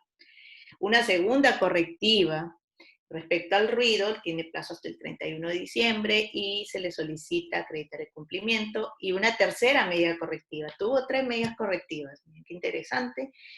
Implementar un almacén central, pero lo que vemos es que en realidad solo solicitó respecto al parámetro NOx, en ese extremo únicamente. Igual tuvo 3 medidas correctivas. Se calculó la multa, acá vemos los factores de gradualidad, los factores para calcular el valor de la multa. Se utilizó la fórmula y se identificó que la multa ascendía a 0.67 UITs, ¿no? Que es el resumen de la sanción impuesta, tomando en cuenta el beneficio ilícito, la probabilidad de detección y los factores agravantes y atenuantes, ¿no? Entonces, 0.67, y ahí pues ya está la multa, ya está todo esto. Entonces ahora ¿qué toca? Bueno, después ya se puede pedir reconsideración o ya se puede, bueno, acá está en el PAS, todavía no llegamos a eso, ¿no? Entonces, acá ya tenemos prácticamente muchos elementos de este caso, que es bastante interesante, producto de una supervisión en el sector industria. Se puede discutir mucho sobre las aseveraciones técnicas, ahí hay A mí me parece que es importante ese tema y por eso es que la parte de la supervisión, estando en el lado del OEFA o estando en el lado del administrado, creo que el tema técnico tiene muchísimo que ver ahí. Ahí los argumentos técnicos pueden hacer que se incline la balanza de un lado a otro. Ahí es donde va a ser prácticamente la pelea, va a ser a ese nivel. Ya después, si ya no se puede sustentar mucho, pues después ya tienes que ver cómo vas a hacer para evitar muchos muertos y heridos, lo hablamos coloquialmente, ¿no? Y está, si tú ya sabes que ya no puedes hacer mucho, que vas a tener que pagar la multa, y tienes que adaptar tu estrategia de pronto a la reducción, si vamos al inicio del PAS, que puede ser de 50% o de 30%, si ya tenemos el informe de instrucción. Entonces, ahí vamos a verlo más adelante cómo podemos jugar con esto, ¿no? Algo importante que fue emitido este año, que fue el Reglamento de Acciones de Fiscalización y Seguimiento a EFAS durante el estado de emergencia decretado por el COVID. COVID, cuarentena, situación excepcional. ¿Qué pasó aquí? Prácticamente se puso en suspenso toda la normativa en el sentido del cumplimiento de las obligaciones respecto a los reportes, monitoreos o cualquier otra información que debe ser presentada al OEF que implique trabajo de campo, ¿no? Porque, lógicamente, acá teníamos muchas dificultades para salir y para realizar estas labores en campo.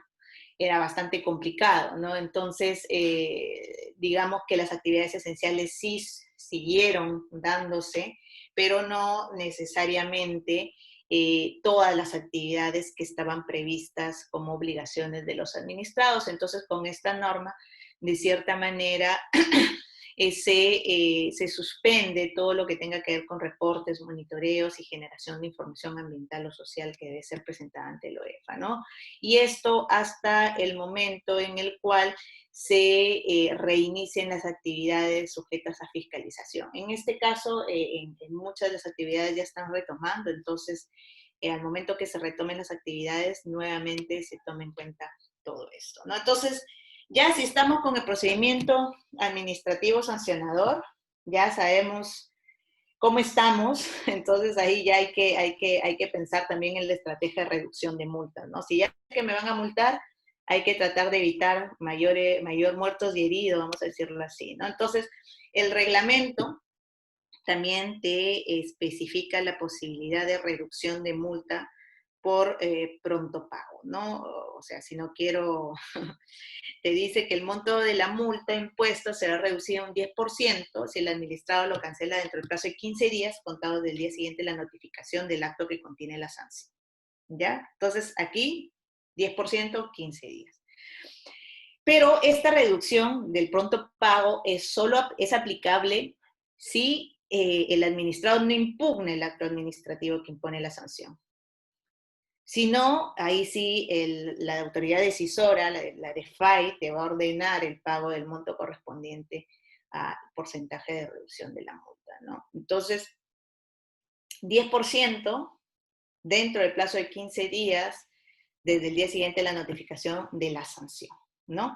Eso siempre y cuando no lo impugnes, porque si lo impugnas, no pasa nada, ¿no? Luego también está la posibilidad esto es lo que les decía, la posibilidad de la reducción de la multa por reconocimiento de responsabilidad, ¿no? De acuerdo a un criterio de oportunidad. Desde el inicio del PAS hasta la presentación de los descargos, 50% de multa. Luego de presentados los descargos a la imputación de cargos, antes de la emisión de la resolución final, 30%. Entonces ahí tienes alguna chance. Aquí, por ejemplo, recuerden esta línea de tiempo. Si reconoce responsabilidad al inicio del PAS y hasta la etapa de los descargos al inicio, si tú reconoces, vas a tener una reducción del 50%. Si ya se emitió el informe final de instrucción y estás en la etapa de presentación de descargos del informe final, ese 50% ya no es posible, si no, puedes tener una reducción de multa de 30%, ¿no? Y si ya sanción acá, 10%, pero si presenta reconsideración, presentas apelación, ya eso no tiene sentido, ya te vas hasta hasta el TFA, si ya tú quieres ir hasta el Tribunal de Fiscalización Ambiental, y si ya agotas la vía administrativa y te vas por otra vía, esto puede ser mucho más costoso, ¿no? La mejor estrategia es, si tú puedes lucharla, si tú realmente puedes lucharla, porque tienes argumentos, la puedes luchar hasta el final. Pero si ya tú ya eres consciente de que ya no puedes llegar, de que no tienes los argumentos, de que te van a faltar los argumentos, acá tienes una oportunidad interesante si tú estás en el lado del administrado. Si tú ya sabes que, porque acá ya sabes, acuérdate que acá ya tienes un cálculo preliminar de la multa, ¿no? Entonces, si tú ya sabes y ya no te quieres evitar todo este camino tortuoso y sinuoso, puedes optar por la opción de reconocimiento de responsabilidad y tener 50%, ¿no? Y a eso le puedes agregar el pronto pago. Entonces ya de cierta manera te estás ahorrando costos y tiempo también. Entonces, depende mucho cómo estén tus argumentos de defensa. Y es por eso que yo insisto mucho, por un lado, en que uno tiene que estar súper blindado en ambos casos, ¿no? Si estás si estás en el lado de la autoridad supervisora, la autoridad fiscalizadora, tienes que tener medios probatorios bastante sólidos, bastante fuertes. Si estás en el lado del administrado, también tienes que tener argumentos claros, tienes que tener argumentos contundentes. Entonces, ahí, si ya no los tienes, mejor pensar en una estrategia para que no haya muchos muertos y heridos, hablando de manera coloquial, ¿no? Y esta posibilidad de reconocimiento de responsabilidad y descuento en las multas me parece bastante interesante, inclusive el pronto pago, ¿no? Ahora, ¿qué pasa cuando ya llegamos a la parte de que ya se aplicó la sanción, se reconoció que hubo un incumplimiento y que ya eres un infractor ambiental, ¿no? Entonces, lo que sucede aquí es que la autoridad decisora, la DEFAI, ha implementado un registro público permanente, gratuito, de todos los administrados que hayan sido declarados responsables administrativos, ¿no? Es decir, aquellos a los cuales se le ha impuesto una sanción o se le ha dictado medidas cautelares o correctivas, ¿no? Entonces, para que ingreses al registro de infractores ambientales, que lo puedes encontrar en la página web, la información está allí, los actos administrativos correspondientes deben haber quedado firmes o se debe haber agotado la vía administrativa, ¿no? Entonces, ahí, si eso pasó, pues vas a estar ahí en el registro de infractores, se publica trimestralmente, se actualiza en la página web, y ahí vas a encontrar todo, pues el número del expediente, el sector económico, la fecha de emisión del acto, el hecho infractor imputado, la norma incumplida, lugar y fecha de la verificación, o sea, de la supervisión en la cual se determinó la conducta infractora, el tipo de sanción, el monto, si hubiera una multa, las medidas cautelares, correctivas que pudieron ser dictadas, si se presentó si se interpuso algún recurso administrativo, número y fecha de emisión del acto resolutivo, de cada recurso administrativo. En realidad, toda esa información está en la página web y acá lo vas a encontrar absolutamente todo, toda la información. El tema de transparencia me parece fundamental porque ahí vas a poder encontrar la información que ha sido generada por la autoridad también, y esto es bastante interesante. Ahora, volviendo acá, ¿cuánto tiempo dura esta calificación del administrado o cuánto tiempo, de cierta manera, vas a estar en el registro? Y esta es una buena pregunta, ¿no? Ahora, ¿qué pasa con infractor reincidente, ¿no? La calificación de cualquier administrado como infractor reincidente va a permanecer en el registro también. Si eres reincidente, va a estar ahí durante un año, contado a partir de su publicación, ¿no? En caso el administrado calificado como reincidente no pague la multa, por ejemplo, o no cumpla con las medidas administrativas o ordenadas, ese plazo de un año se va a ver convertido en 2 años, se va a extender por un año adicional, ¿no? Entonces, cualquier información pueden ir a ver a la página web de OEFA, acá vas a encontrar el registro de actos administrativos y al mismo tiempo el registro de infractores ambientales, el RINA, así se llama, ¿no? Entonces, también está el registro de buenas prácticas ambientales y el régimen del incentivo de OEFA, ¿no? Que es bastante interesante. Yo les comentaba ayer al inicio de la clase todo este tema de que hay que prevenir, hay que disuadir, pero no solo hay que utilizar el garrote para sancionar, sino también hay que utilizar la zanahoria. Y en el ámbito del uso de la zanahoria, pues también está el registro de buenas prácticas ambientales y el régimen de incentivos del UEFA, ¿no? Y por ese lado, a mí me parece también muy, muy interesante esto que la UEFA ha venido implementando ya hace muchos años, ¿no? Y lo que busca es justamente este equilibrio entre conservación e inversión, ¿no? Porque de eso se trata el desarrollo sostenible, es buscar ese equilibrio. Es porque hay que tener en cuenta algo que es bastante cierto.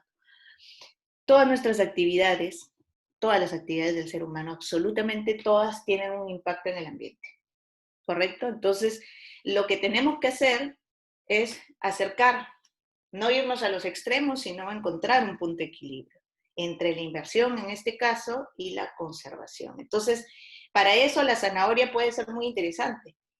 Las prácticas preventivas son interesantes, ¿no? Porque no necesitamos llegar a los extremos en los cuales ya estamos en escenarios de daños ambientales, daños a los ecosistemas, daño a la salud de la población, porque en muchos de los casos esos daños pueden ser irreversibles y lo vemos de manera muy práctica cuando vemos a las personas que han sido afectadas por la presencia de metales pesados, ¿no? Ahí realmente ya el daño está hecho, es muy doloroso, es muy complicado, pero no deberíamos llegar a ese extremo. Deberíamos realmente encontrar ese equilibrio, preocuparnos también un poco por la preservación del ambiente, por la salud de las personas, por la salud de los ecosistemas, porque los ecosistemas nos brindan sus servicios ecosistémicos que son útiles, necesarios para el desarrollo de la población y para el desarrollo económico también, ¿no? Entonces,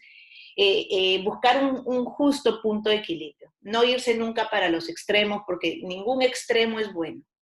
Acá es acercar posiciones, acercar búsqueda de consensos, y en este caso, en el sentido de la fiscalización, en las buenas prácticas hay que reconocerlas, el tema de los incentivos funciona muy bien, ¿no? Y esto está en la Ley General del Ambiente, existe el registro de buenas prácticas y también el de infractores ambientales, lógicamente, pero las buenas prácticas son todo aquel cumplimiento de la normativa o de los compromisos, de los instrumentos de gestión ambiental, ¿no? En cambio, el régimen de incentivo son conductas susceptibles de ser premiadas a todas aquellas actividades que van más allá del cumplimiento de la norma, adicional a lo que establece la norma, y lo que busca reducir o prevenir contaminación ambiental, degradación de los recursos naturales, prácticamente daño, ¿no? Entonces la Ley General del Ambiente lo presenta así, ese es el marco, y hay una resolución del Ministerio del año 2014 que establece el régimen de incentivos, y sobre la base de eso la OEFA aprobó el reglamento del régimen de incentivos, que básicamente está orientado al sobrecumplimiento de la normativa ambiental y el registro de buenas prácticas ambientales respecto al cumplimiento de la normativa ambiental, ¿no? Entonces, registro de buenas prácticas uno se inscribe, es decir, si se realiza una supervisión, ya puede ser de oficio, llega el supervisor y tú le dices, oye, mira, he implementado una buena práctica, quiero que la revises, genial, y si la supervisión no llega y tú tienes alguna buena práctica que quieres darla a conocer a la autoridad, pues puedes solicitar una supervisión. Llegan los supervisores, van a verificar el cumplimiento de las normas y vas a proceder a inscribirte en el registro, y si eres aceptado vas a estar allí 24 meses, ¿no? Pero esto es por unidad fiscalizable, no es por empresa. Por ejemplo, no sé, Buenaventura tiene múltiples unidades mineras, En este caso es por unidad fiscalizable. Puede ser una única unidad minera, un establecimiento industrial pesquero, un lote, etcétera, ¿no? Pues aquí el resumen del procedimiento para pertenecer al registro de buenas prácticas ambientales, ya les dije, se supervisa, si se identifican hallazgos, sigues tu proceso regular, se inicia un PAS y todo esto. Si no se identifican hallazgos, puedes ser, digamos, habilitado para que te inscribas en el registro de buenas prácticas, y ahí es cuando el OEFA comunica al administrado que efectivamente procede la inscripción al registro de buenas prácticas, ¿no?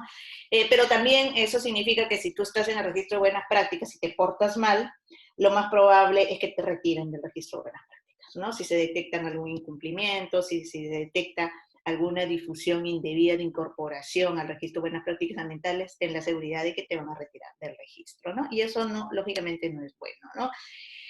Los que quieran ir a revisar la página web de la OEFA van a encontrar el registro de buenas prácticas ambientales, ahí pueden encontrar todos los casos que están en ese registro y seguramente se pueden inspirar para implementar buenas prácticas en sus respectivas empresas, ¿no? Luego ya cuando pasamos al régimen de incentivos, tenemos también que analizar cuáles son las conductas objeto de incentivos, ¿no? Y acá tenemos la Ley General del Ambiente siempre, que nos marca mucho la cancha respecto a muchos temas ambientales y específicamente en la parte de los incentivos, ¿no? La Ley General del Ambiente nos dice que son medidas o procesos implementados voluntariamente por las empresas para prevenir o reducir la contaminación ambiental. Y estos son en mayor medida lo que exige la normatividad vigente. Por ejemplo, si el LMP te dice que tú tienes que cumplir un valor de 100, ¿correcto? Tú tienes una tecnología determinada que te ayuda a llegar a ese 100 sin incumplimiento, 90, 95. Pero ¿qué pasa? Tú decides de pronto decir, pero yo puedo bajar ese 100 de manera radical si yo implemento un cambio de combustible, el cambio de la energía que yo utilizo en mi proceso. Y te vas, por ejemplo, a gas natural. Y con gas natural probablemente ese 100 va a ser 10 o va a ser 15. Entonces, eso realmente es una medida voluntaria con la que vas a estar en sobrecumplimiento de la norma, ¿no? Entonces, ese tipo de prácticas que también pueden ser consideradas como producción limpia, por ejemplo, porque vas a incrementar la eficiencia, eso puede ser conductas o que pueden ser objeto de incentivos por parte de la autoridad, y que es más que hacerlo porque estás mejorando tu proceso y porque estás de cierta manera protegiendo el ambiente inmediato a la zona de operaciones. Es algo que se tiene que conocer y se tiene que dar a conocer, porque muchos de los conflictos, muchas de las quejas están asociadas al hecho de que de cierta manera los administrados no se portan bien y no respetan y no hacen nada, pero hay muchas empresas que sí han implementado buenas prácticas y que cumplen de sobremanera lo que exige la norma. Entonces, esto es importante dar a conocer, ya les repetí, porque de cierta manera puede hacer que esto cambie la mirada que tiene la ciudadanía de cara a un determinado a una determinada empresa, o evitar poner a todos en el mismo saco, porque hay que ser sinceros, hay empresas que se portan muy mal, pero hay empresas que hacen mucho y que se preocupan realmente por la protección del ambiente. Hay de todo, pero entonces es importante poner en vitrina a aquellos que se portan bien y que están implementando acciones voluntarias que buscan mitigar los impactos, ¿no? Entonces, es importante para acceder al régimen de incentivos estar inscrito en el registro de buenas prácticas, sustentar esa aplicación o ese cumplimiento adicional a lo exigido en la norma, y acreditar que la práctica está en operación. O sea, no es que lo hice en algún momento y después ya lo desactivé, no, tiene que seguir funcionando. Se otorgan actualmente, se hace una ceremonia pública, hay un jurado calificador, eh, y pues esto se hace de manera regular, se dan los premios, pero esto pasa también por una etapa de preevaluación, de verificación en campo, la evaluación por parte del jurado calificador, y hay una premiación y difusión, ¿no? Entonces, Los criterios de evaluación para el régimen de incentivo, los criterios de calificación van por la magnitud de los perjuicios y daños evitados, la mejora de la recuperación de ambientes biodegradados, los procesos de innovación tecnológica o aquellas tecnologías implementadas en los procesos de producción, ¿no? Productos nuevos, productos mejorados, la novedad, la investigación que se puede estar aplicando, la sostenibilidad y la posibilidad de réplica, eso es importante. Si se innova y esta innovación trae buenos beneficios ambientales, ¿por qué no replicarlo en actividades análogas a aquellas en las cuales fue implementado? El alcance de los beneficios generados a favor de la sociedad por las medidas o procesos implementados. Es decir, a cuántas personas estamos beneficiando con esta buena práctica, cuáles son los beneficios que recibe la comunidad. Y eso también ayuda a un poco suavizar las tensiones que puedan existir entre las empresas y las comunidades en las áreas de influencia, ya sea directa o indirecta, ¿no? Entonces, esto puede ser una herramienta bastante interesante. Por ejemplo, vertimiento cero en aguas residuales. El escenario de cumplimiento de la norma te dice que el agua residual industrial y doméstica de la actividad de explotación minera cumple los LMP si se descarga al cuerpo de agua, pero de pronto la minera dice, no, mira, mis aguas residuales cumplen con los LMPs, pero una parte de esta, por no decir todo, va a retornar al proceso de producción y una parte y lo restante se reutiliza para la reforestación. Entonces, ¿qué tengo? Vertimiento cero. Ahí estás en un escenario sobre cumplimiento que yo creo que vale la pena darlo a conocer a las autoridades, ¿no? Aprovechamiento de residuos orgánicos en el sistema de transporte de productos. Por ejemplo, la empresa se comprometió en su estudio a tratar el total de los residuos que genera, es 30% orgánico, 70% inorgánico, en la operación del sistema de transporte de productos de gas natural y líquidos y disponerlo en lugares autorizados. Pero lo que está haciendo la empresa, en realidad, es tratar la totalidad de los residuos y además reutiliza el 100% de los residuos orgánicos, o sea, el 70% del total de residuos, lo está convirtiendo en compost. Y para eso cuenta con 3 plantas de compostaje que producen 1.820 kilogramos de compostaje al mes. Entonces, está haciendo que está valorizando sus residuos orgánicos, está entrando en una lógica de economía circular, está devolviendo los materiales biológicos a los ecosistemas. Entonces, eso está en un escenario sobre cumplimiento, es una buena práctica y hay que darla a conocer a la autoridad. Trampa de grasa, esto es en la industria pesquera.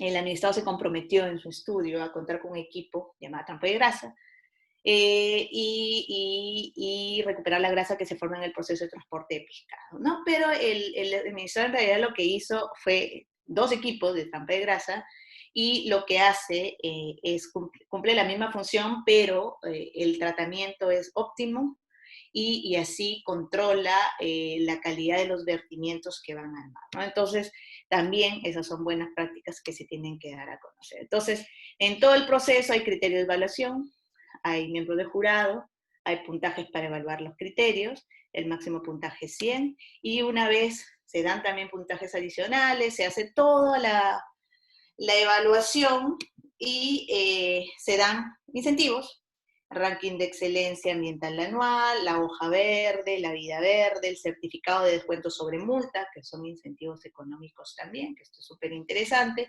tiene una vigencia de 4 años, se dan para determinados casos. Entonces, es toda esta información sobre el otorgamiento de incentivos, también la pueden encontrar en la página web de la OEFA. La Sociedad Minera Cerro Verde, por ejemplo, trabajó un plan de gestión del murciélago longirrostro peruano. Hubo una visita de campo en el año 2015, recuerdo este caso.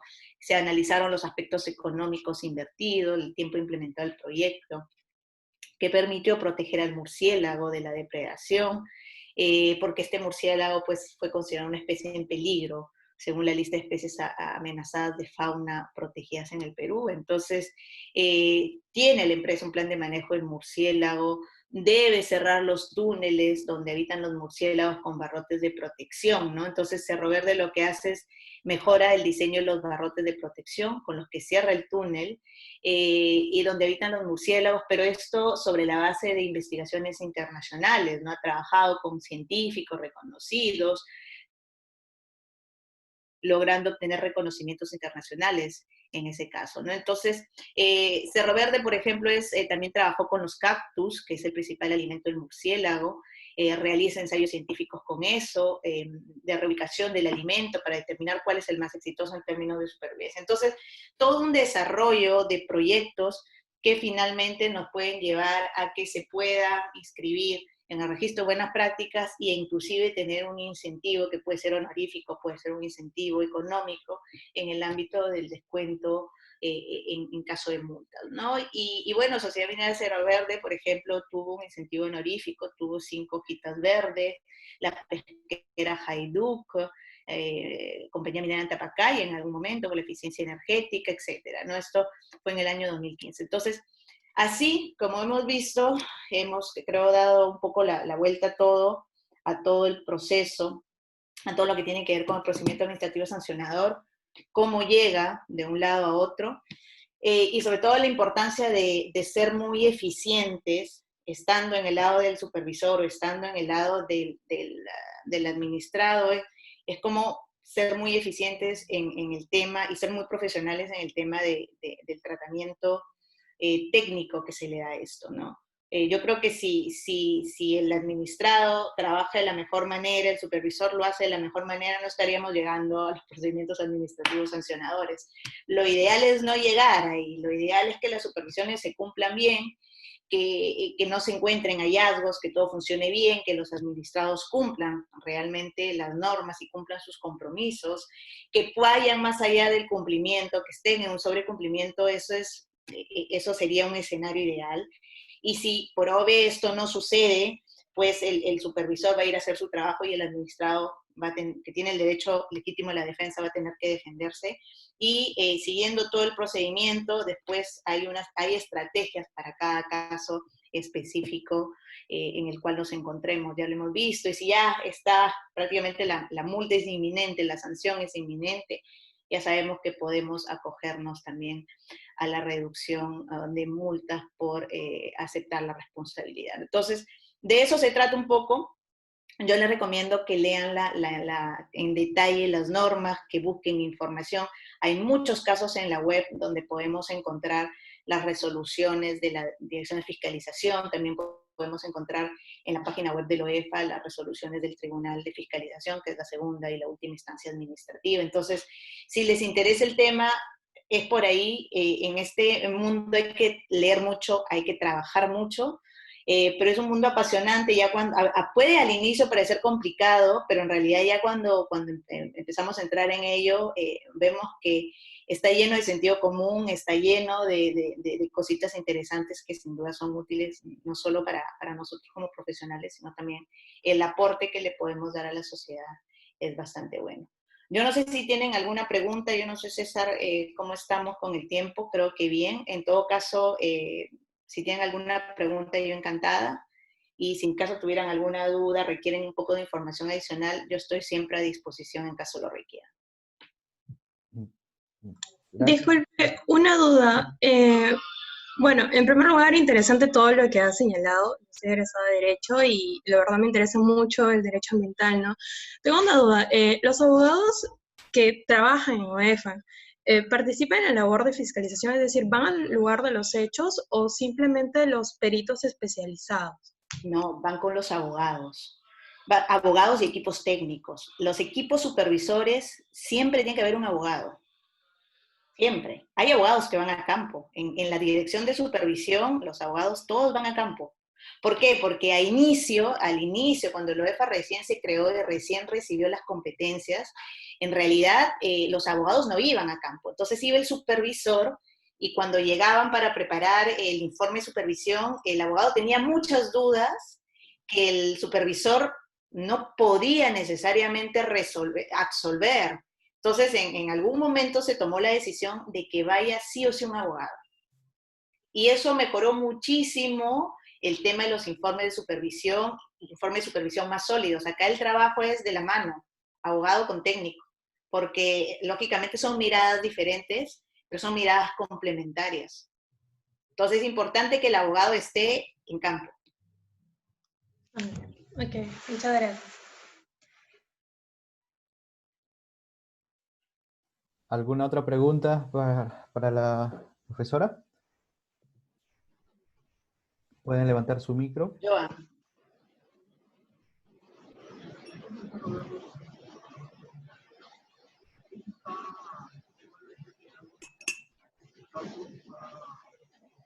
¿No hay ninguna pregunta?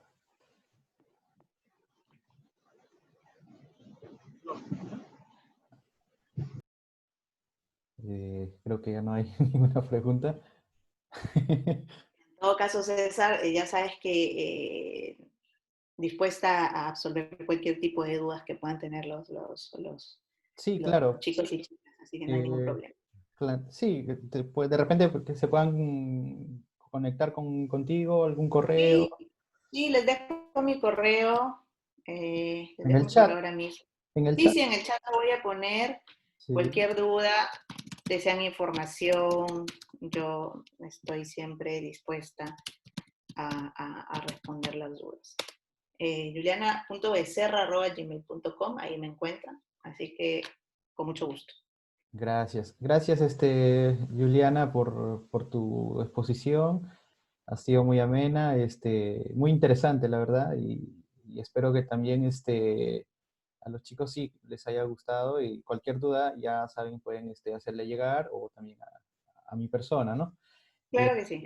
yo les agradezco a todos los que han participado de estos 4 días, y, también que les sirva y que de repente no, también les llame la atención el tema, ¿no? Del derecho ambiental, ¿no? Porque la mayoría sí son abogados y también a los chicos que son de ingeniería, ya se ve que es un poquito de repente confuso las leyes, las normas, y como dijo Juliana, es cuestión de estar leyendo, ¿no? Sí, sí. Esto Miren, también, yo soy ingeniera, pero al inicio también era como, ¿qué es este mundo tan complicado? Pero después lo aprendes. sí, y como lo dijo el doctor Berrofi, ¿no? El tema ambiental, si lo ves de una manera, tienes que gustarte y otra, estar en el campo, o sea, porque de oficina no aprendes. Eso sí, Totalmente, lo llevo siempre, ¿no? De que totalmente. en una oficina no aprendes mucho. El tema del derecho ambiental tienes que salir a campo más que en oficina, ¿no? Entonces, chicos, yo muy agradecido con ustedes. Los videos de las clases los estoy subiendo a YouTube, solo me falta los de la profesora Juliana, los otros ya los subí y el material también lo estoy pasando por su correo, a su correo electrónico, o por WhatsApp le estoy enviando los enlaces para que lo puedan descargar, las diapositivas, de repente por ahí un material que también les pueda servir, ¿no? Que nos pueda brindar también Juliana, de Ujú. repente por ahí algunas sentencias, algunas Sí, sí, bibliografías sí, para que... les voy a compartir mucha información para que lo vayan mirando y si les gusta, métanse con todo, chicos, porque de verdad que es un mundo muy apasionante y sobre todo los temas ambientales tienen muchísimo futuro. En los próximos años vamos a requerir cada vez más técnicos en temas ambientales, pero también que vean temas ambientales. Correcto, y como es una rama, digamos, en el derecho casi nueva, es muy Sí, poco, hay entonces muy pocos. hay futuro, como se dice, ¿no? Entonces yo agradecido por todos los participantes, por tu disertación, Juliana, y voy cortando esto porque de acá continúo con Dale, con dale. otras Que les materias. vaya muy bien. Excelente fin de semana a todos y todas. Igualmente, gracias Juliana por todo. Quedo a su disposición. Cuídense mucho.